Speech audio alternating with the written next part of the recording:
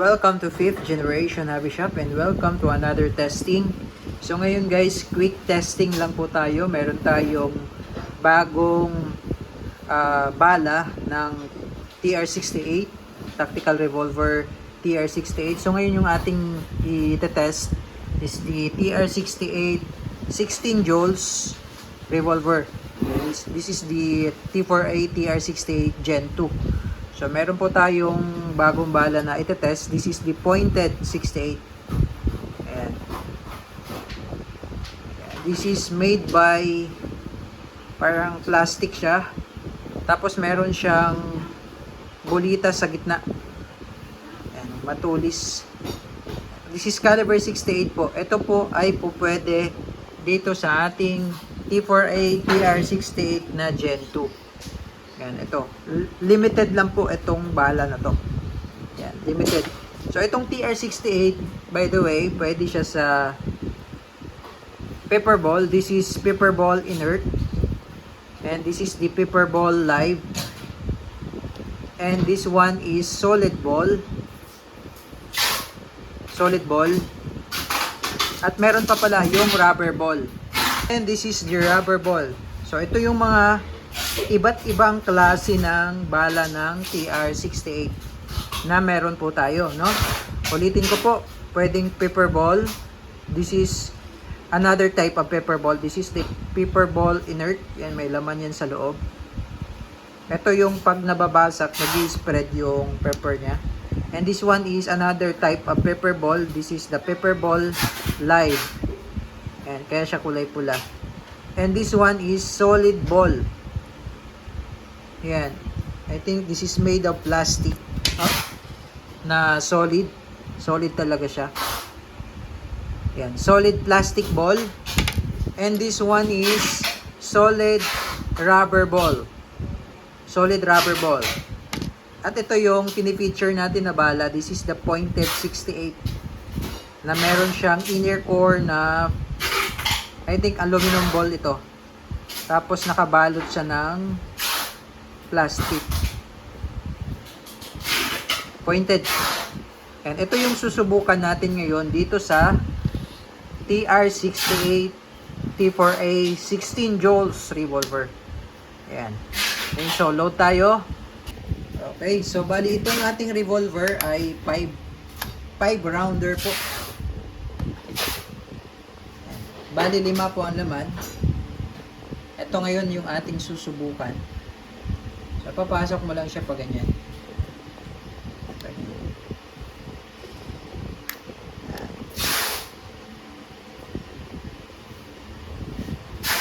Ayan. Okay. So, limited lang po itong ating pointed 68 na bala. Ang tawag po dito ay pointed 68. Ayan, susubukan natin kung gaano ka ganda. Ayan.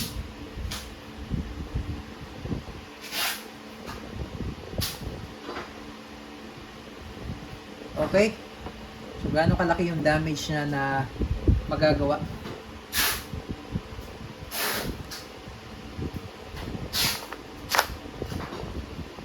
Load. And test. Okay, load pala muna tayo ng CO2.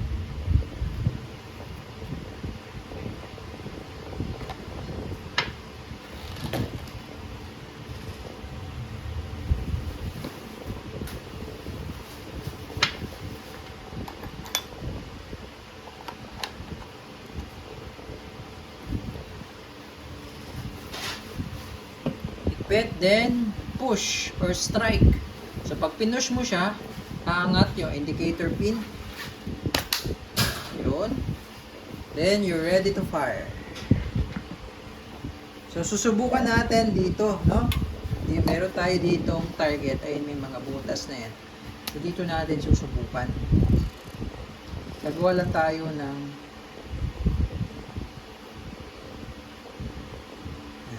so dito natin susubukan. Tingnan natin kung gaano siya kalakas. Wala siyang butas sa likod. Ayan. Ito. Okay, so tingnan natin. Okay, testing TR68 using the pointed 68 na bala. Ayan.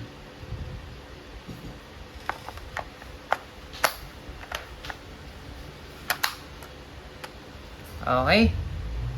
So, ayun ang ating target na nilagyan natin ng cross.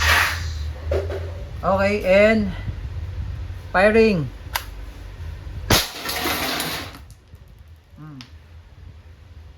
Wow. So, ito yung bala niya. Ayan, oh. Tapos natanggal na yung bolitas sa gitna. 'Di ba? Meron siyang bolitas na pinakita ko sa inyo. Aluminum ball ata yun. Ayan. So, tingnan natin yung lata kung anong nangyari sa lata. So, ang distance natin sa target is about 2 meters. Ito yung naging damage ng lata, oh.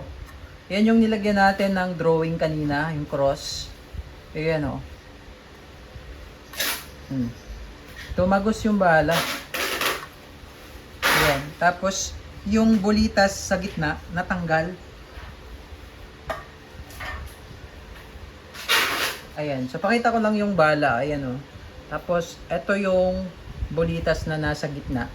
Pwede, nakadikit lang naman siya. Pwede nyo siyang idikit ulit para ma-reuse. Nare-reuse yan. Hanggat mapupulot nyo yung bala, pwede siyang gamitin ulit hanggat di pa basag. Yung pinaka-plastic niya. Pinaka-core. Yung pinaka-balot niya. So, yan yun. So, tingnan nyo na lang yung damage ng lata, oh. Oh.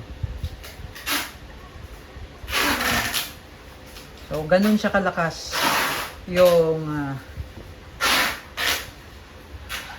pointed 68. So, try pa natin.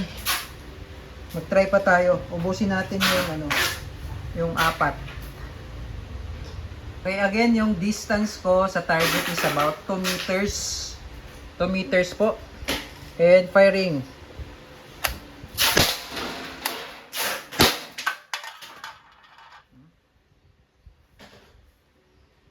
Tinira ko yung puwet. Grabe pala, oh. Oh. Yun. So, ayun. Hindi na natin naubusin. Alam na natin, no, talagang devastated yung bala na to. Ayan. Limited stock lang ito. This is the pointed 68 para sa ating T4A caliber 68. So, kitang-kita naman yung damage. Though malapit lang yung ating distance, di pa natin alam kung sa malayo, pero siguro sa mga 5 meters beyond, siguro up to 10 meters malakas pa ang damage. Okay, malakas pa siya. Okay, so yun naman po. This is the TR68 T4A 16 joules.